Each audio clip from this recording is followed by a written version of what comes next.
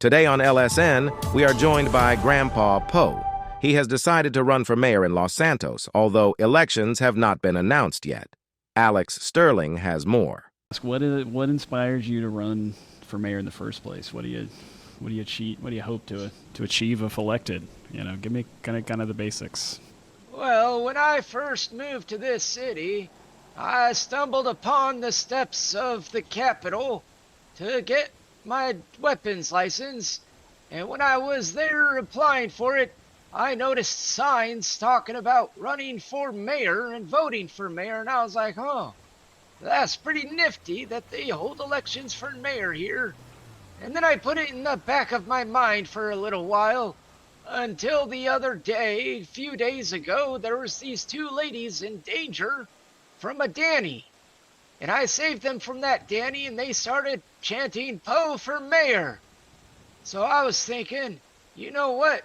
I could probably do some good for this city because I try to help where I can. So can you share some of your key priorities, and policies for the city of Los Santos? Of course, Mr. Sterling. I've got a few policies that I've thought about.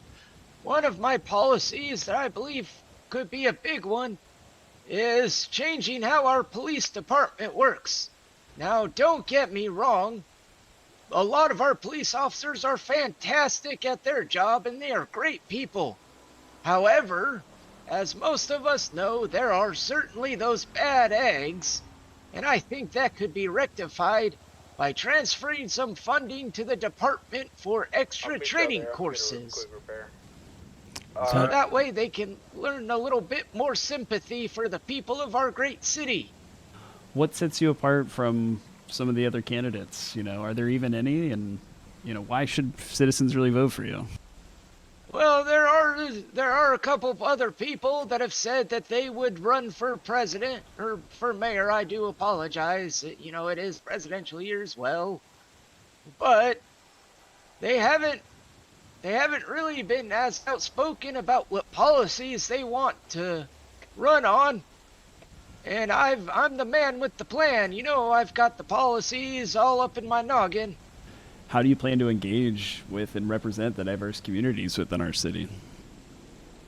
Well, we can always start hosting get-together events. We have a bunch of different gangs and families out here in this city, and there's a lot of discourse among with it. So, to start trying to get people to come together a little bit more, maybe once a week, or if that's too much, once a month, we set aside a day of togetherness. Have a big citywide event. What role do you believe the mayor should really play in fostering, economic growth and some job creation here in Los Santos? Well, that definitely is a good question, Mr. Sterling.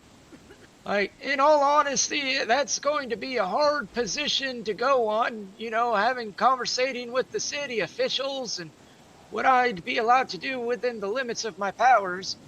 But I would like to see about getting security forces opened up, just guard positions for the legal jobs.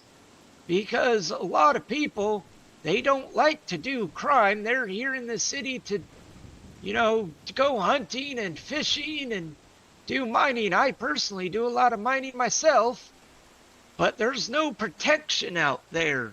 We're open to attack, open to people robbing us.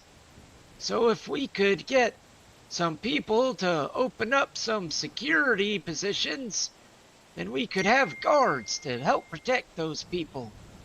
One of the things that you keep mentioning is kind of this collaboration with the city.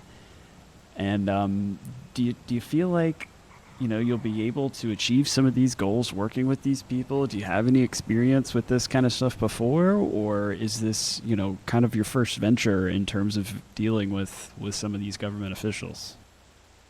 It is, in all honesty, going to be my first venture into it.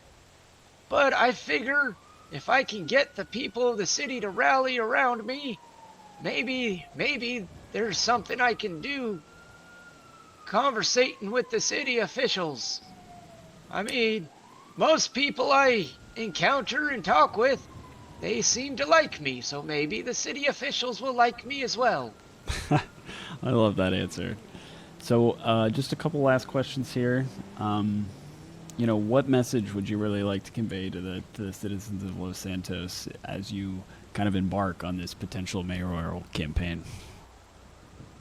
Well, the message I have for the citizens is just keep trucking on. If you face adversity, just push back. You can do it. I think that's a great line for our city to push here. Makes sense. Brings us all together. Now, look, we've all got one last little simple question here. Okay. What would be your official stance on the age-old debate of pineapple on pizza? Do you give it a yay or a nay?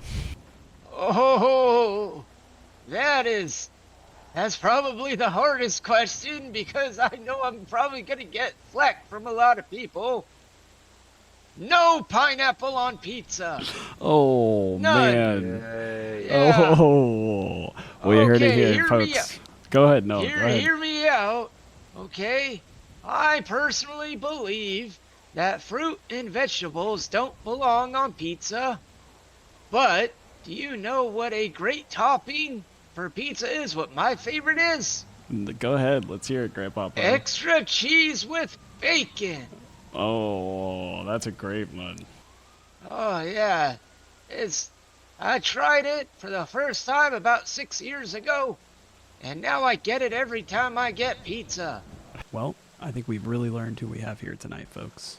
He says keep on truckin' and no to pineapple on pizza. This has been Alex Sterling with Los Santos News.